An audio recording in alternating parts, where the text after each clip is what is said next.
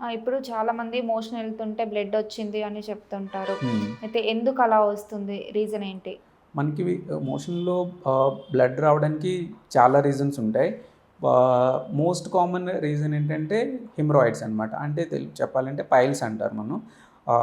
Most common piles అది. అట్లా కాకుండా యూజువల్‌గా 1 వీక్, 2 వీక్స్ అట్లాగా ఇంటర్మిటెంట్‌గా మోషన్‌లో బ్లడ్ వస్తే ఏంటంటే మోస్ట్‌లీ ఇన్ఫెక్టివ్ రీజన్స్ ఉంటాయన్నమాట. సో, ఏదైనా ఇన్ఫెక్షన్ వచ్చినప్పుడు దానివల్ల కూడా అట్లా మోషన్‌లో బ్లడ్ వస్తుంది. అట్లా కాకుండా ఎవరికైనా మోర్ దెన్ 1 మంత్ కంటిన్యూస్‌గా బ్లడ్ రావడం, స్టూల్స్ కూడా 4, 5 టైమ్స్ పాస్ చేయడం ఉంటే వాళ్ళకి సిగ్మాడోస్కోపీ గానీ, కొలనోస్కోపీ గానీ చేయించి చూసుకోవాలనమాట. ఒక డిసీజ్ ఉంటుంది ఇన్‌ఫ్లమేటరీ బౌల్ డిసీజ్ అని.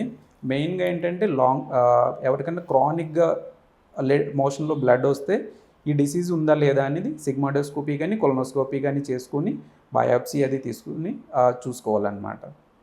అంటే మెయిన్ రీజన్స్ ఏమై ఉండొచ్చు దానికి? మెయిన్ రీజన్స్‌గా మోస్ట్ కామన్‌గా ఎవరికైనా మోషన్‌లో బ్లడ్ వస్తే హిమరాయిడ్స్ గానీ, హిమరాయిడ్స్, ఫిస్టులా గానీ, ఫిషర్స్ గానీ ఇవి మోస్ట్ కామన్ రీజన్స్ అనమాట. చాలా హ్మ్. రేర్‌గా మనకి కొంచెం పెద్దవాళ్ళు ఎల్డర్లీ అంటే మోర్ దెన్ 60 ఇయర్స్ అట్లా ఉంటే డయాబెటికులైటిస్ అట్లా ఉంటుందనమాట. డయాబెటికులైటిస్ ఉన్న వాళ్ళకి కూడా హ్మ్. మోషన్‌లో బ్లడ్ అది వస్తూ ఉంటుంది. అట్లా కాకుండా ఇంకోటి ఇన్‌ఫ్లమేటరీ బౌల్ డిసీజ్ అనమాట. ఇన్‌ఫ్లమేటరీ బౌల్ డిసీజ్ ఉన్న వాళ్ళకి యూజువల్‌గా ఏంటంటే కంటిన్యూయస్‌గా వస్తుంది. అట్లాగే అట్‌లీస్ట్ మోర్ దెన్ 1 మంత్ అన్నా ఉంటుందనమాట కంటిన్యూయస్‌గా బ్లీడింగ్. ఓకే.